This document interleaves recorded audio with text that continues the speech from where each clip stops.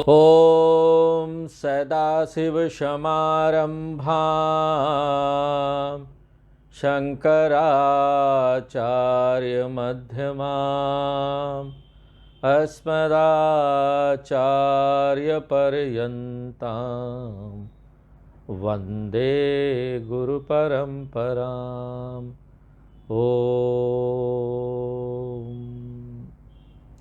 तो पिछले क्लास में हम लोगों ने दोहा नंबर 144 तक अध्ययन कर लिया था रामचरितमानस का, और हम देख रहे हैं कि राम जी के अवतार लेने का कारण क्या है। तो बहुत सारे कारण हैं। पहला एक कथा हमने देखा कि नारद जी का कथा था। नारद जी भगवान को श्राप देते हैं, इसके कारण से राम जी का अवतार होता है। अब ये दूसरा कथा हम देख रहे हैं मनु शत्रुपा का। मनु शत्रुपा ये नैमिषारण्य में आते हैं और यहाँ पर भगवान को खूब यहाँ भजन करते हैं उनका और तपस्या करते हैं कई हजार वर्ष तक। अब दोहा नंबर 145 देखते हैं। 10,000 वर्ष तक उन्होंने क्या किया, खूब घनघोर तपस्या की, और जिस वायु पर जिंदा थे कि वायु पी के रह रहे थे, उनका भी त्याग कर दिया और ठाड़े रहे एक पद दो। अब वो दोनों एक पैर पर खड़े हो गए। देखिए यहाँ पर एक पैर पर खड़े रहने से तात्पर्य वही है जो गीता के 6वें अध्याय में बताया है कि एक अनडिस्टर्ब्ड स्थान पर दीपक की लौ, कोई हवा नहीं चल रहा है, दीपक की लौ है, वो हिलेगी नहीं, अचल होकर रहती है। उसी प्रकार हमारा जो चित्त है, मन है, अगर परमात्मा में लग गया और रंच मात्र भी उसका हिलना डुलना नहीं हो रहा है, तो ऐसी स्थिति को पौराणिक भाषा में क्या बोलेंगे, पुराणों की भाषा में, तो उसमें क्या बोलेंगे, मनु शत्रुपा एक पैर पर खड़े होकर तपस्या कर रहे थे। मनु शत्रुपा निरंतर परमात्मा का चिंतन करने में लगे रहते थे।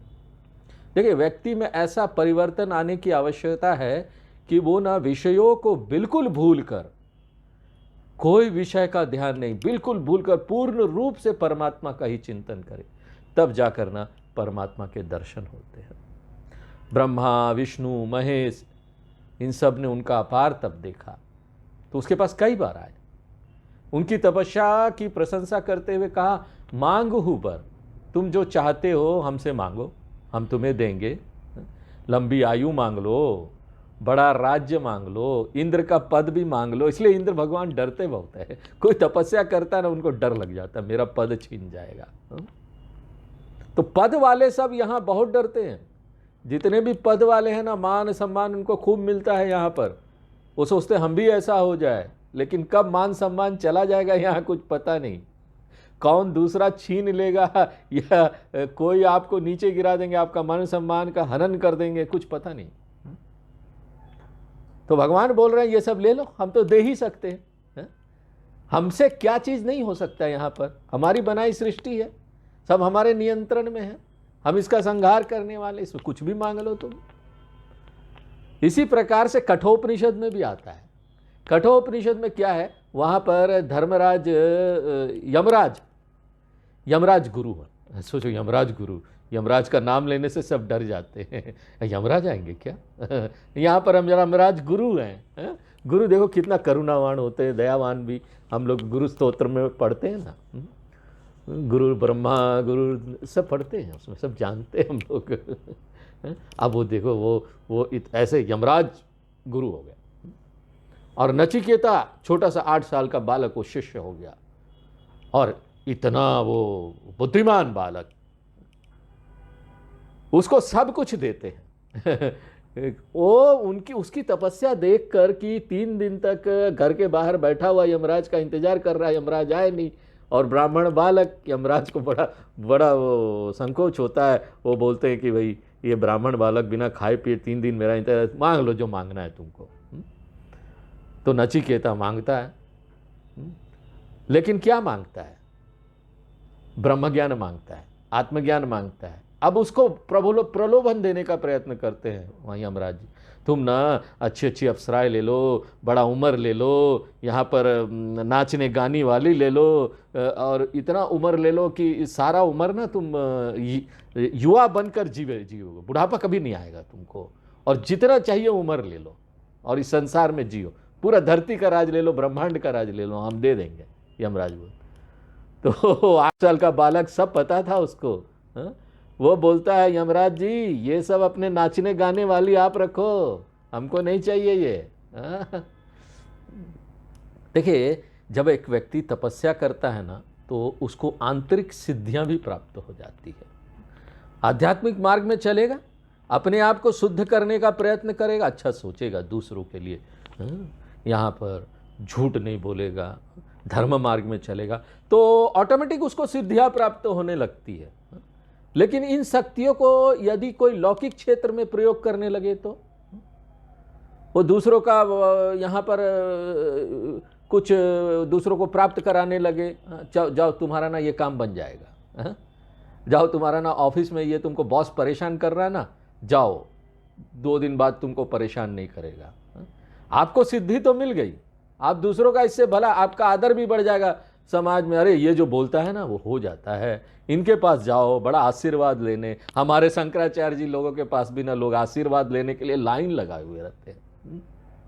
वो लोग ब्रह्म ज्ञान देना चाहते हैं, लेकिन यह ब्रह्म ज्ञान किसको चाहिए? आगे देखना, मनु शत्रुपा भी भगवान आने पर क्या मांगते हैं। बड़ा आकर्षित करने वाला संसार है। लोगों को ना भगवान की तरफ होता ही नहीं कि हम ना यहाँ पर मुक्ति मांग लें, एक ही बार में फ्री हो जाए, बार बार क्या जा जाके मंदिर में मांगते रहो, बार बार आ गया दे बाबा, मांगू व्यक्ति आ गया, मांगू हर समय भगवान से मांगता रहता है। हमारे पास बड़ी गाड़ी हो, हमारे पास घर हो, अरे कब तक मांगते रहोगे भैया। और दूसरों को भी हम बड़ा शक्ति हो गया हमारे पास। अरे शक्तियां जो है ना वो जब भी हमको प्राप्त होती है, जब हम अध्यात्म मार्ग में चलते हैं, हमारे अंदर ऊर्जा शक्ति का संचय होने लगता है, आध्यात्मिक शक्तियां बढ़ने लगती, सिद्धि बढ़ने लगती है, तो हमको उसको कहाँ लगाना चाहिए? हमको उसको परमात्मा की प्राप्ति के मार्ग में लगाना चाहिए। सांसारिक आसक्तियों की तरफ ध्यान नहीं देना चाहिए, तभी जाकर ना हम परमात्मा को प्राप्त कर सकते हैं। ज़्यादा से ज़्यादा अध्ययन करो, गीता में लगाओ, ऊर्जा है ना बड़ा, जरा याद कर लो तो गीता के सारे श्लोक 700 श्लोक याद कर लो। रामचरितमानस, बाप रे, बाल कांड, अयोध्या कांड, ये कांड वो कांड, सब याद कर लिया। इसलिए मनु को ब्रह्मा विष्णु महेश ने बहुत प्रलोभन दिया, लेकिन मनु जी भी बड़े, हमको तो भगवान का दर्शन करना है, जिज्ञासु भक्त थे। गीता में भगवान बोलते हैं, आर्तो जिज्ञासु अर्थार्थी ज्ञानी च भरतर्षभा। ये 4 भक्त हैं मेरे। और सबसे ज्यादा मुझे ज्ञानी प्रिय है, वो बोलते हैं। उसे सेकंड नंबर पर जिज्ञासु है। ये जिज्ञासु थे, उनको परमात्मा चाहिए था।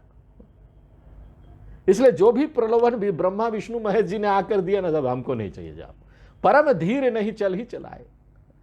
वे अपने लक्ष्य में इतनी दृढ़ता से लगे हुए थे कि उनको विचलित करने पर भी विचलित नहीं हुए।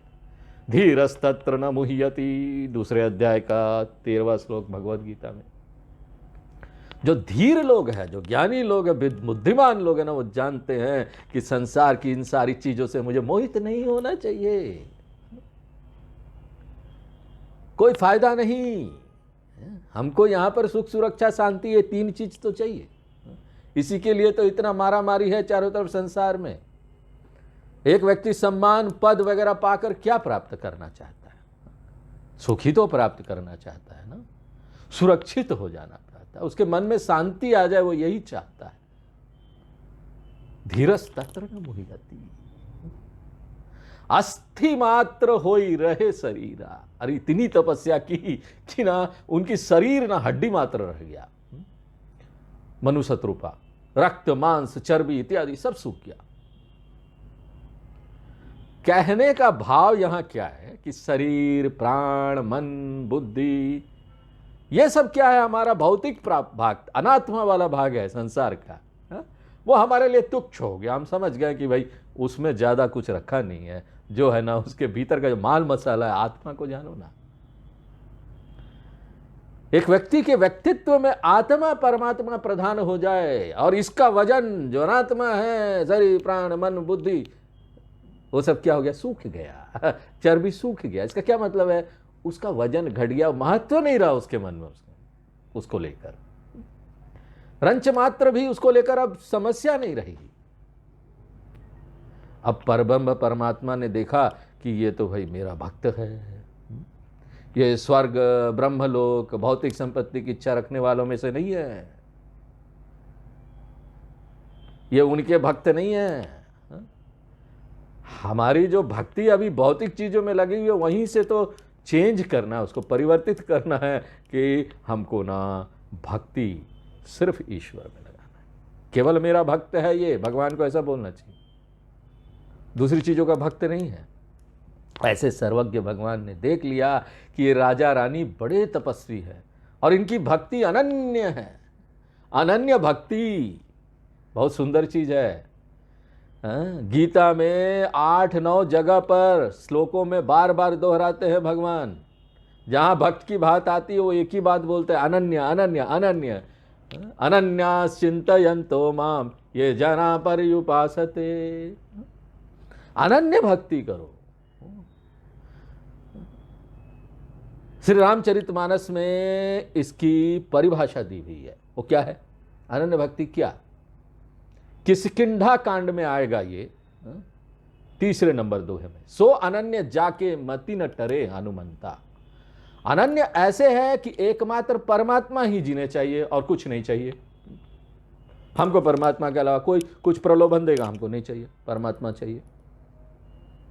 और जब प्रभु ने उनकी अनन्यता को देख लिया ना, तब आकाशवाणी है, हे मनु हम तुमसे प्रसन्न हैं, तुम जो चाहते हो हमसे मांग लो। तुम जिसकी आराधना कर रहे थे ना, वही भगवान बोल रहे हैं। और भगवान की ये वाणी बड़ी गंभीर और कृपा के अमृत से भरपूर सुनाई दी। देखो हम लोगों की वाणी भी ऐसी होनी चाहिए। हाँ, कोई सुने ना, उसका हृदय ना एकदम गदगद हो जाए। हमारी वाणी मुंह से निकले तो सामने वाला ना वो एलिवेटेड फील करे, उसका उद्धार हो जाए। सिर्फ वाणी से उद्धार ऐसा कर सकते हैं क्या? हाँ, हो सकता है, क्यों नहीं हो सकता। यह वाणी भगवान की ऐसी थी कि मरा हुआ भी जिंदा हो जाए। और कानों के रास्ते होकर जब भगवान की ये वाणी मनु शत्रुपा के भीतर पहुंची तो उसका प्रभाव ये हुआ कि हृष्ट पृष्ट तन भय सुजाए। हमारे गुरु लोगों की वाणी भी ऐसी होती है। आचार्य गुरु लोगों के पास हम लोग जब जाते हैं तो कितना प्रेम से वो बात करते हैं, तो बोलते हैं तो लगता है चीनी घुल गया हो कान में। तो हृष्ट पृष्ट तन भय, और भाषा जो भगवान ने जो बोला वाणी, उसे क्या हुआ? मन राजा रानी के शरीर फिर से हृष्ट पुष्ट हो गए। मानो ना अभी अभी घर से खा पी के, खाते पीते घर के लोग हैं आए हुए हैं। कहां तो देखो सूख जा रहा था शरीर, अब वाणी सुन के सब कुछ ठीक हो गया। यहां जीवन का आधार संसार के विषय भोग अन्न जलपान इत्यादि है जिनसे शरीर चलता है। लेकिन एक दूसरी स्थिति यह है कि शरीर परमात्मा के चलाए से चलता है। परमात्मा चाहे तो कुछ नहीं हो तब भी आपको खाना का थाली आ जाएगा। खा लो भैया, अभी तुम्हारा शरीर चलना है। नहीं खाना क्या, खाना भी तुमको मिल जाएगा, चिंता मत करो। खाना पीना कपड़ा और ये घर छत। परमात्मा ऐसे चलाता है कि भगवान की वाणी भी कान में पड़े तो शरीर एकदम स्वस्थ हो जाए। देखिए वेदांत की दृष्टि से देखें तो यह बिल्कुल स्पष्ट हो जाता है। क्या स्पष्ट होता है? अब आ जाते हैं गुड़ वेदांत में। रामचरितमानस से गुड़ वेदांत में हम लोग शिफ्ट होते रहते हैं। वेदांती लोग क्या करें, वेदांत के अलावा कुछ बोल ही नहीं सकते हैं। तो रामचरितमानस है क्या? यह भी वेदांत है। इसमें भी वही ज्ञान है जो वेदों का ज्ञान है, उसके अलावा क्या हो सकता है? हर जगह वेदों का ज्ञान है। एक बार उस ज्ञान को प्राप्त कर लो तो सब ये सारे ग्रंथ ना समझ में आने लगते हैं।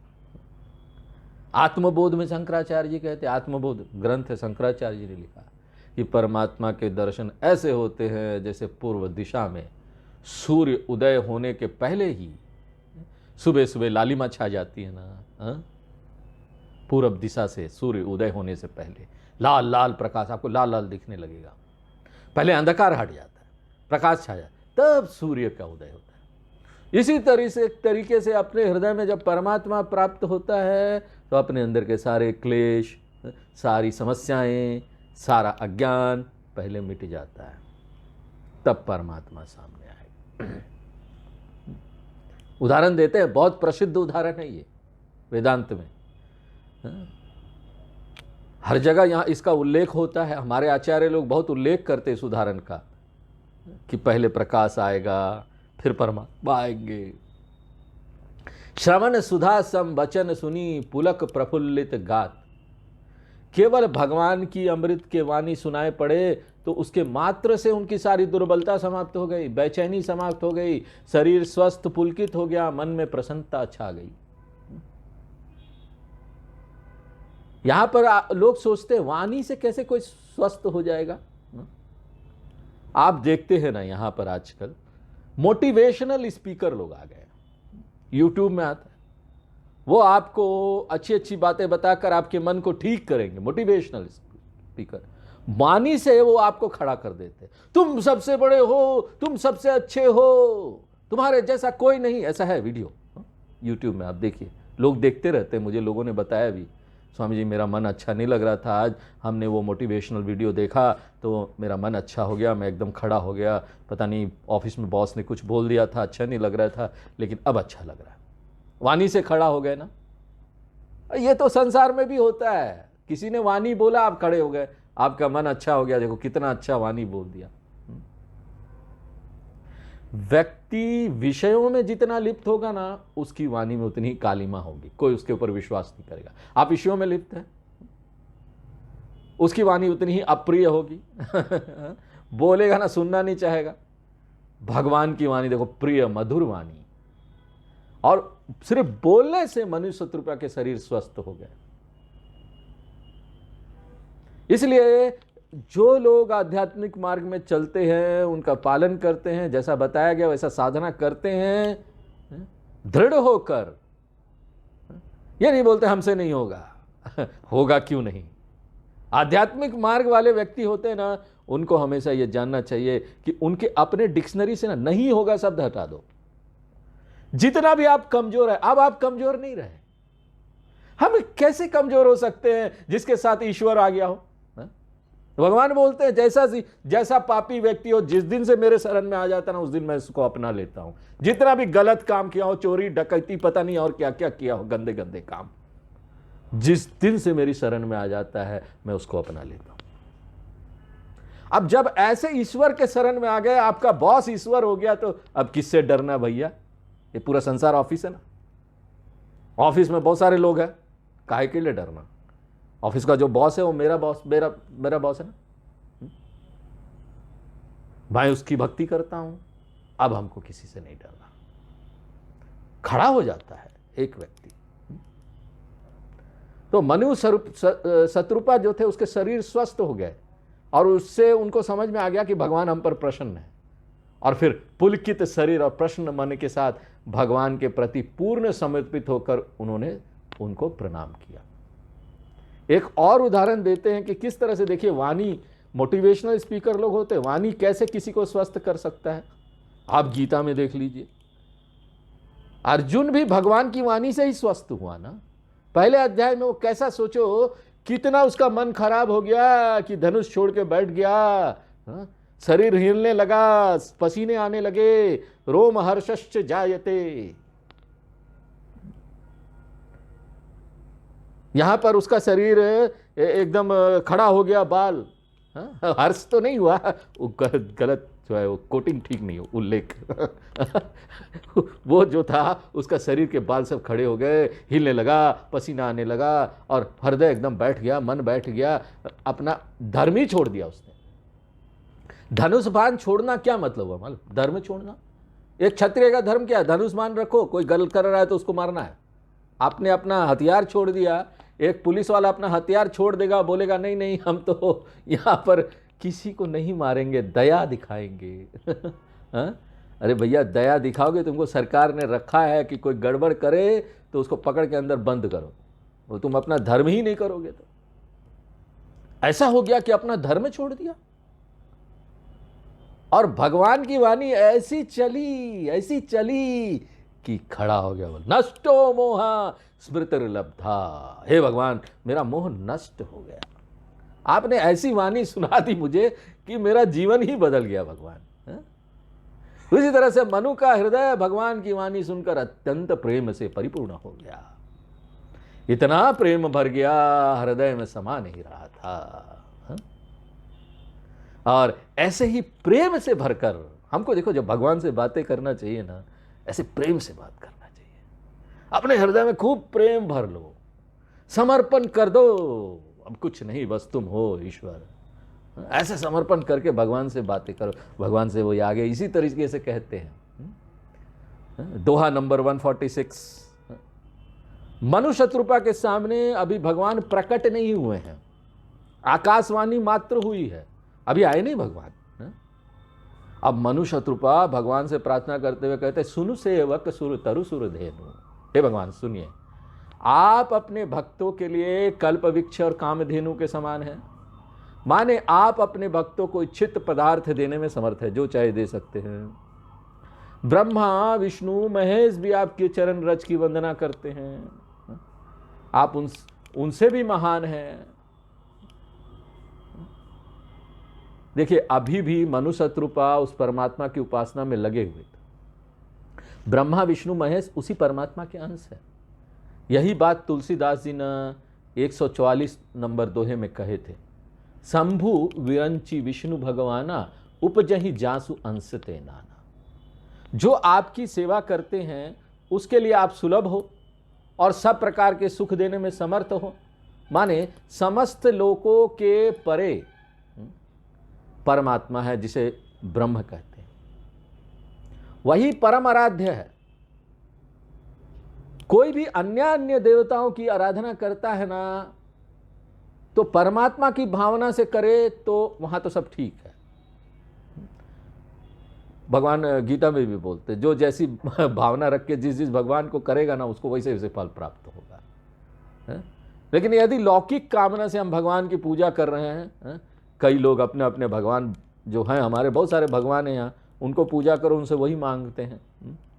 काली माँ की पूजा कर रहे हैं, रात को जाएंगे शमशान में तंत्र साधना, क्यों?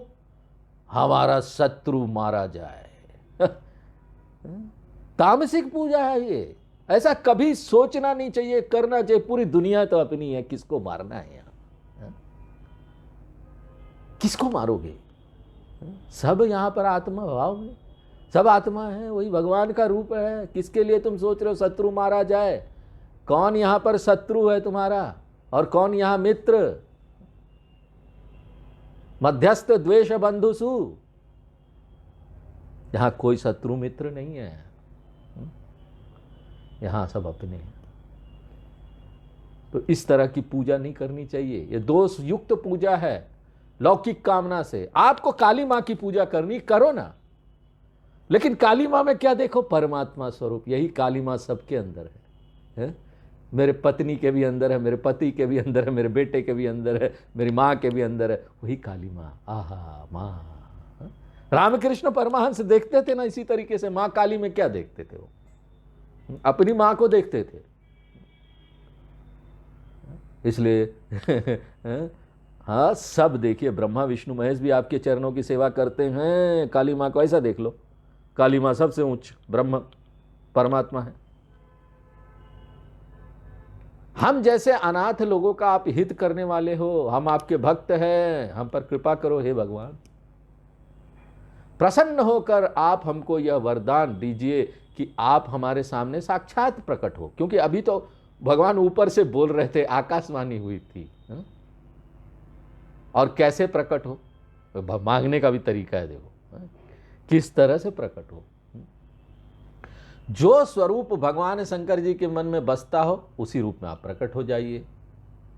और जिस कारण से, जिस परमात्मा को प्राप्त करने के लिए मुनि लोग भी प्रयत्न करते रहते हैं, जो भुसुंडी मन मानस हंसा, जो काग भुसुंडी जी के मन रूपी मान सरोवर में हंस के समान विचरण करते रहते हैं, उसी रूप में आप प्रकट हो जाओ। सगुण अगुण जेहि नियम निगम प्रशंसा, जो निर्गुण रूप भी है, सगुण रूप भी है, और जिसका वेदों में बार बार गुणगान आता है, वेद भी जिसकी महिमा का गुणगान करते, भगवान आप उसी रूप में प्रकट होइए। आपका वही रूप हम बहुत अच्छी तरह से आंखें भरकर देख ले, इस प्रकार आप प्रकट हो। देखिए, यहां पर नाम नहीं लिया गया कि राम रूप में प्रकट हो, क्योंकि शास्त्र के आधार पर भी मनुष्य परमात्मा की या भगवान राम की भी कल्पना करे तो उसकी कल्पना उतनी नहीं हो सकती जैसा कि परमात्मा है, उतनी उदात्त नहीं। इसलिए मनु शत्रुपा कहते हैं कि हम ये क्यों कहें कि इस रूप में आओ, हमने तो आपको देखा नहीं है। हम तो ये कहते कि भगवान शंकर अथवा काग भुसुंडी जी की तो महान भक्ति है ना, और वह रूप उनके हृदय में बसता भी है। बस आप उसी रूप में आ जाओ जिस रूप में आप उनके हृदय में वास करते हो। अपना यहां पर जुगत नहीं लगाया उन्होंने, आचार्य लोग ने जैसा देखा ना, हमको ऐसा दिखा दो, बस ऐसा बोला। इसे हमको भी करना चाहिए। जैसे आचार्य लोगों को ज्ञान प्राप्त हुआ ना, भगवान हमको वैसा प्राप्त कर लो। मेरे गुरु को जैसा प्राप्त हुआ ना, भगवान मुझे ऐसा प्राप्त करा दो। वैसे वो मांग रहे हैं। काग भुसुंडी जी, भगवान शंकर जी को जैसा रूप आपने दिखा, हमको भी दिखाओ। बस उसी रूप में आप आ जाओ जिस रूप में आप उनके हृदय में वास करते हो।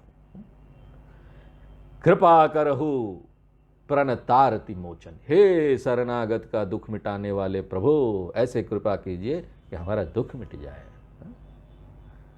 हम उस रूप को नेत्र भर भर के देख ले। और ये बोलकर मनु शत्रुपा चुप हो गए। तो भगवान को ना उनकी बात बहुत अच्छी लगी कि भक्त हो तो ऐसा, इसी को बोलते हैं अनन्य भक्त, और ऐसा बुद्धिमान भी हो, इतना समझदार भी हो कि रूप देखना चाहता है जैसे कि भगवान शंकर जी के हृदय में वास करते हैं। कई लोगों को पता भगवान सामने आ जाएंगे तो क्या मांगोगे, पता नहीं क्या मांगेंगे, उल्टा सीधा चीज चारों जो भी चीजें मांग लेंगे। पहली बात तो मुंह ही नहीं खोलेगा, भगवान सामने आ जाएंगे तो क्या मांगोगे बताओ। सोच के रखना सब लोग, भगवान आएंगे ना, हम ये मांगेंगे, अपने आप पता चल जाएगा आपके हृदय में क्या चल रहा है। क्या मांगना चाहते हो। भगवान ने यह भी देखा कि मनु शत्रुपा की वाणी बड़ी मृदुल है, विनम्रता पूर्व और प्रेम से भरी हुई है। भगवान ने उनकी भावना देखी। ये देखिए, इससे ज्ञात होता है कि परमात्मा की कृपा व्यक्ति पर तब होती है जब उसकी वाणी, भाव, अंदर से क्या भावना है और कितना वो तप कर रहा है, वो मनु शत्रुपा जैसी होनी चाहिए, तब जाकर कृपा होगी।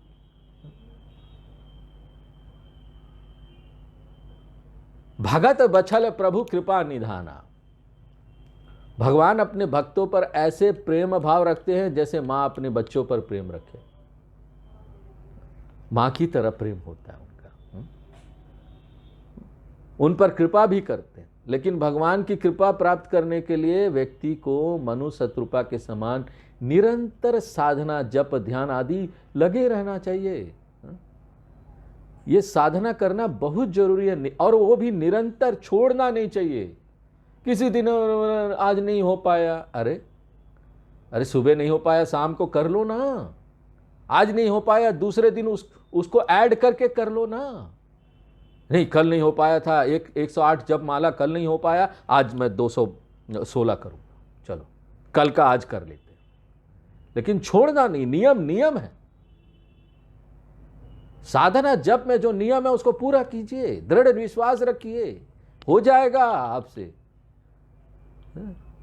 कई लोग जो शरीर से इतने दुखी रहते हैं, वो भी जब भगवान की इस मार्ग में लगते हैं ना, सब ठीक होने लगता है, शरीर भी स्वस्थ होने लगता। मन स्वस्थ हो जाए तो शरीर को भी कोना खींच लेता है। मन अगर स्वस्थ हो ना, शक्तिशाली हो ना, तो वो शरीर को खींच के ले जाएगा। अगर शरीर में कुछ समस्या भी है ना, उस समस्या आड़े नहीं आएगी साधना के।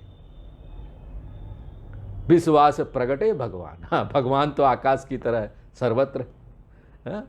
उन्होंने कहीं से आना नहीं पड़ा, पहले निर्गुण रूप में थे तो मनु शत्रुपा को दिखाई नहीं दे रहे थे, अब उन्होंने एक रूप धारण कर लिया तो मनु शत्रुपा को दिखाई देने लगे। सगुण रूप देखो कुछ काल तक ही रहता है। यहां पर जितने भी हमारे भगवान आए, एक दिन आने का दिन है, एक दिन जाने का दिन। ये संसार ही ऐसा है, हमको इस सत्य को स्वीकार करना चाहिए। यहां आने का दिन भी है और जाने का दिन भी है इस शरीर का। तो अगर भगवान भी आते हैं ना, हम लोग ऐसा नहीं बोलते नहीं भगवान आएंगे तो कोई स्पेशल है, वो नहीं जाएंगे, नहीं। भगवान बोलते भाई देखो ये नियम मैंने बनाया है मैं ही नियम का पालन नहीं करूंगा तो बाकी संसार भी ऐसे ही चलने लगेगा, उल्टा सीधा सब यहाँ होने लगेगा। इसे बोलते हैं मैं कृष्ण भगवान बन के जन्माष्टमी के दिन आया तो एक दिन चला स्वर्गारोहण भी कर लूँगा, बस नाम बदल जाता है ना। हम लोग क्या बोलते हैं मृत्यु हो गई किसी की तो हमारे घर में जो काम करने वाले हैं लोकल यहाँ भाषा में, यहाँ जो यूपी में भाषा है, उत्तर प्रदेश में गांव के लोग जो यहाँ काम करने आते हैं उनकी भाषा में उन क्या बोलते हैं मालूम है? भैया कल नहीं आएंगे क्या, मिट्टी हो गया किसी का कोई चला गया, मिट्टी हो गया मतलब चला गया। और कितना बार मिट्टी होता है पता नहीं पिताजी का भी मिट्टी कई बार हो चुका है, चाचा का भी मिट्टी कई बार हो चुका है, छुट्टी लेने के लिए मिट्टी हो जाता है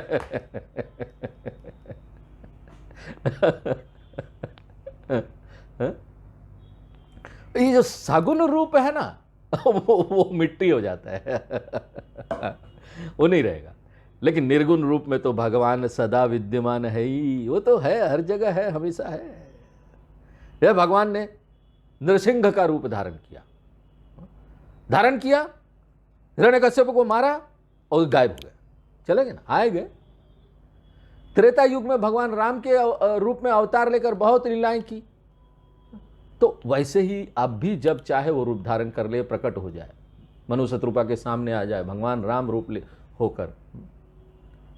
उस समय भगवान राम का अवतार तो था नहीं, अवतार होकर लीलाएं पिछले कल्प में पूरी हो चुकी थी। मनु शत्रुपा की प्रार्थना से भगवान प्रकट तो हुए, लेकिन थोड़ी देर प्रकट रहकर फिर अंतर्धान हो गया। अब देखो मनु शत्रुपा के सामने भगवान किस रूप में प्रकट हुए, उस रूप का वर्णन कर। नील सरोह नील मणि नील निर्धर श्याम। अरे वाह, मनु की दृष्टि भगवान के ऊपर पहले पड़ी तो उनका श्याम वर्ण दिखाई दिया। भगवान का शरीर ऐसे श्याम वर्ण का, कृष्ण भगवान का दिखाई ना शरीर नीला, नीला कमल, नीला बादल हो। भगवान का शरीर नील वर्ण तो है ही, साथ ही वो कमल के समान कोमल सुगंधित है। दूसरी बात यह है कि मणि के समान स्वयं प्रकाश, चैतन्य स्वरूप, अपने आप प्रकाश देने वाला। मणि को किसी प्रकाश की आवश्यकता नहीं होती, अंधेरे कमरे में भी मणि रखा हो तो प्रकाशित हो जाता है। भगवान का शरीर है लेकिन उसमें मणि के समान कठोरता नहीं है, जल से भरे मेघों के समान सरस है। भगवान के शरीर में इतना सौंदर्य है कि करोड़ों करोड़ों कामदेव उससे लज्जित होते हैं, बहुत अधिक सौंदर्य है। अब भगवान के अलग अलग अंगों का सौंदर्य का वर्णन होता है आगे। सगुण भगवान का ध्यान हमको ऐसे ही करना चाहिए। जब हम ध्यान करते हैं ना किसी रूप को लेकर, भगवान के रूप को लेकर, तो ऐसे रूप का ना हमको पता होना चाहिए। हाँ, तो रामचरितमानस पढ़ेंगे तभी तो पता होगा ना। नीला भगवान, श्याम वर्ण, इतना सुंदर सुंदर जो हम लोग कैसे समझेंगे, कैसे मन में आएगा? अपने आप थोड़ी ना कल्पना करने से आ जाएगा। हाँ? पहले जानेंगे कि क्या बोल रहे हैं हमारे आचार्य लोग, किस तरह के है भगवान। उन्होंने देखा है ना तो बता रहे भाई देखो इस तरह का है। हाँ? श्याम वर्ण, स्वयं प्रकाशमान, कोमल, और एक एक करके ना ध्यान में उनका स्मरण करते हुए मुख से पैर तक आए। तो आगे 147 नंबर दोहा में क्या बोलते हैं? शरद ऋतु का जैसे चंद्रमा हो ऐसे ही बहुत ही प्रकाशमान सुंदर भगवान राम का मुख है। पहले संपूर्ण शरीर को देख रहे थे, अब मुख को देखा, बड़ा आकर्षक। मनु शत्रुपा के सामने जब भगवान प्रकट हुए तो उन्होंने देखा कि भगवान के गाल और थोड़ी बहुत ही सुंदर थे, उनकी शंख के समान गोल गर्दन बहुत ही सुंदर थी। ध्यान में भी हमको इसी प्रकार ना मानसिक दृष्टि से भगवान के एक एक अंग को देखना है। भगवान के लाल लाल होठ है, दांत भी बहुत सुंदर है, उनकी नाक की सुंदरता का तो क्या कहना, नाक बहुत सुंदर। विधु कर निकर विनिंदक हासा। भगवान हंस रहे हैं, प्रसन्न वदन है, प्रसन्न वदनम ध्यायेत सर्व विघ्नोपशांतये। पढ़ते हैं श्लोक, संस्कृत का अध्ययन करते समय भगवान के मुख से प्रसन्नता ऐसे प्रकट हो रही है मानो चंद्रमा से उनकी शीतल किरणें प्रकट हो रही हो। भगवान के मुख की प्रसन्नता तो चंद्रमा की किरणों से भी ज्यादा सुंदर है। नए नए खिले कमल के समान बड़े नेत्र, भगवान राम का दृष्टिपात तो इतना प्यारा है कि देखते ही मन मोह ले। भ्रुकुटी मनोज चाप छवि हारी, उनकी भौहें को तो देखो, इतनी सुंदर टेढ़ी भौहें है कि संसार में जो सुंदर भौहें की उपमा दी जाती है ना, कामदेव के धनुष से दी जाती है, और कामदेव के धनुष का सौंदर्य भी इनके सामने मानो तुच्छ पड़ गया। परब्रह्म परमात्मा ने ही मानो भगवान राम के रूप में अवतार ले लिया। भगवान की माया से ही सारा जगत बना है, तो जगत में जहां जहां सुंदर चीजों का आभास होता है ना, समझ लो उसका कारण परमात्मा है। कोई भी अच्छी चीज दिखाई देना, यहां पर सुंदर चीज, वो भगवान है, समझ लो भगवान है परमात्मा। और जब ये सुंदर चीज भगवान है, तब जब परमात्मा स्वयं अवतार लेगा तो कितना सुंदर होगा, चरम सीमा पर होगा। और ये दृष्टि निहारते निहारते मनुष्य शत्रुपा की दृष्टि भगवान के ललाट पर लगे तिलक पर पड़ी। भगवान के ललाट पर लगा तिलक भी प्रकाशमय है। मनु की दृष्टि भगवान के मुख से हट नहीं रही थी, बड़ी एकाग्रता से प्रेम पूर्वक भगवान के मुंह सौंदर्य, उसकी भाव भंगिमा को अपने हृदय में बसाते जा रहे हैं। सगुण भगवान का ध्यान करने वाले साधकों को इसी प्रकार भगवान का ध्यान करना चाहिए। मनु ने देखा कि भगवान के कानों में अत्यंत सुंदर मछली के आकार का कुंडल शोभा पा रहे हैं, सिर पर मुकुट सुशोभित है, कुटिल केस जनु मधुप समाजा। भगवान के मुख के निकट घुंघराले काले बाल ऐसे सधन सुशोभित है मानो उनके कमल के समान सुंदर मुख के निकट काले भंवरों के झुंड मंडरा रहे हैं। भगवान के हृदय पर श्री वत्स, वनमाला, रत्न जडित हार और मणियों के आभूषण शोभा पा रहे। देखिए, सुंदरता और आनंद एक ही वस्तु है, और भगवान स्वयं आनंद सिंधु धनराशि है, इसलिए वे सौंदर्य के भी अपार समुद्र है। उनका हर अंग, उनका साज सिंगार सभी सौंदर्य की चरम सीमा है। आगे कहते हैं भगवान की गर्दन और कंधे सिंह के समान है, उसमें सुंदर जनेऊ शोभामयान है। भगवान की भुजाओं में भी सुंदर गहने, और उनकी भुजाएं हाथी की सूंड के समान सुंदर उदाड़ चढ़ाव वाली, सुदृढ़, लंबी और अत्यंत बलशाली। भगवान राम की कमर में तरकस कसा हुआ है और वे हाथ में धनुष भान पकड़े हैं। तड़ित विनिंदक पीठ पट उदर दे रेख बर तीनी। सुनहरे पीले रंग का पीतांबर भगवान के शरीर पर ऐसे चमक रहा है कि बिजली की चमक भी उसके समक्ष फीकी थी। इस प्रकार मनु शत्रुपा के सम्मुख भगवान अपने समस्त सौंदर्य के साथ प्रकट हुए, और वे दोनों इस सौंदर्य रस का पान करते हुए थक नहीं रहे थे, अधा नहीं रहे थे, अघा नहीं रहे थे। अब देखते 148 नंबर दोहा में क्या बोलते हैं। अब अंत में सबसे नीचे भगवान के चरणों की तरफ ध्यान जाता है, तो वो कहते हैं कि पद राजीव बरनी नहीं जाही। भगवान के चरण तो कमल के समान इतने सुंदर हैं, उनका वर्णन क्या करें। जैसे भ्रमर कमल के ऊपर सदा मंडराते रहते हैं, ऐसे ही मुनियों के मन सदा ही भगवान के चरणों का ध्यान करते रहते हैं। यहाँ पर संकेत यह है कि हमें इसी प्रकार भगवान के चरणों का ध्यान करना चाहिए। वाम भाग शोभति अनुकूला, भगवान के बाएं भाग में सीता जी है जो सदा उनके अनुकूल रहने वाली है। देखिए, ये सीता जी माया, इन्हीं से ना पूरे संसार की उत्पत्ति हुई है। तीनों गुणों का खान, भुकुटी बिलास जासु जग हुई, उन्हीं के संकेत मात्र से ब्रह्मा विष्णु महेश की शक्तियां जगत की रचना पालन संहार करती है ना। ये तीनों है ना, विष्णु भगवान, महेश और ब्रह्मा जी। सृष्टिकर्ता ब्रह्मा जी, विष्णु जी रख रखाव करते हैं, पालन करता, और शिव भगवान क्या है, लय करता। और यही सीता जी आदि शक्ति उनके बाएं भाग में है। इस प्रकार से भगवान राम और सीता जी दोनों मनु शत्रुपा के सामने प्रकट हो गए। छवि समुद्र हरि रूप बिलोकी, मनु शत्रुघ्न ने देखा कि भगवान का रूप सुंदरता का समुद्र है, तो वो दोनों भगवान की तरफ एक टक देखते रह गए। आनंद, परमात्मा, आनंद स्वरूप। यहां सगुण रूप धारण किया, निर्गुण रूप में रहते लेकिन सगुण रूप जब चाहे धारण कर ले। और इतनी सुंदर देखें कि पूछो मत, माया है ही सुंदर। बड़े आदर पूर्वक भगवान के सुंदर स्वरूप की तरफ देख रहे थे मनु शत्रुपा, वो समाधिस्थ हो गया, ऐसा हो गया, सारा जगत भुला गया, एकमात्र परमात्मा को देख रहे। परे दंड इवी गही पद पानी। इसी प्रकार ध्यान करते करते उन्हें याद आया कि भगवान हमारे आराध्य है, हम उनकी सौंदर्य में खोए हुए, हमें तो उन्हें प्रणाम करना चाहिए ना।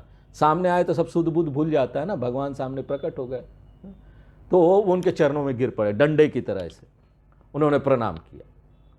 भगवान ने उनके सिर पर हाथ रखकर स्पर्श किया और उनको उठा लिया। बोले कृपा निधान पुनि अति प्रसन्न मोहि जानी। और भगवान बोले देखो हम बहुत प्रसन्न हैं तुम्हारे ऊपर, तुम्हारे मन को जो अच्छा लगे ना वो वरदान मांग लो, और समझो मुझसे बड़ा दानी कोई नहीं। अब देखते दोहा नंबर 149 में क्या, 149 में क्या वरदान मांगते। सुनी प्रभु वचन। भगवान ने मनु शत्रुपा के सामने साक्षात प्रकट होने के बाद उन दोनों से कहा कि जो चाहे वरदान मांग लो, और वो गदगद हो गए, वाणी उनकी रुक गई, प्रेम से अंदर न संवेग चलने लगे। फिर भी वो अपने संवेगों को रोकते हैं, हाथ जोड़कर भगवान से मधुर वचन में बोलते हैं, नाथ देखी पद कमल तुम्हारे। हे भगवान, हमने आपके चरण कमलों के दर्शन किए तो अब हमारी समस्त कामनाएं पूरी हो गई, लेकिन वरदान मांगना तो अभी शेष है ना, कुछ ना कुछ मांगना है। भगवान आए पूछ रहे भैया मांग लो। अब भगवान के लिए तो कुछ कठिन नहीं है, वो सब दे सकते हैं। तुम ही देत अति सुगम गोसाई। आप तो सर्वसमर्थ है, हमको कुछ आपके लिए कुछ देना कठिन नहीं है, लेकिन हमको ऐसा लग रहा ना कि हमको संकोच हो रहा, हम असंभव सी बात बोलने जा रहे हैं, इसलिए हमको बड़ी दुर्बलता हो रही है। भगवान से लोग यहाँ भौतिक चीजें मांगते हैं, मुक्ति कोई मांगने की मुक्ति न हिम्मत नहीं पड़ती, मुझे भगवान मुक्ति दे दो। अभी तो भौतिक चीजें चाहिए हमको। घर परिवार, बच्चे, प्रॉपर्टी, घर, कार, सब कुछ चाहिए। हृदय की कमजोरी है ये, इस तरह की हम कामना करते हैं। तो भगवान आए, उनसे मांगो तो ऐसी बड़ी चीज मांगो कि एक बार एक झटके में सारी समस्या खत्म हो जाए, मुक्ति मांग लो ना। हमें ये लक्ष्य यही एक रहना चाहिए। भगवान के पास जाएंगे, मुक्ति ही मांगो, परमात्मा को मांगो, परमात्मा के पास आए, जो देने वाला वो तुम्हारे पास आ जाए ना, वो तुम्हारा हो जाए ना, तो सारी दुनिया की चीजें तो ऐसे ही तुम्हारी हो गई।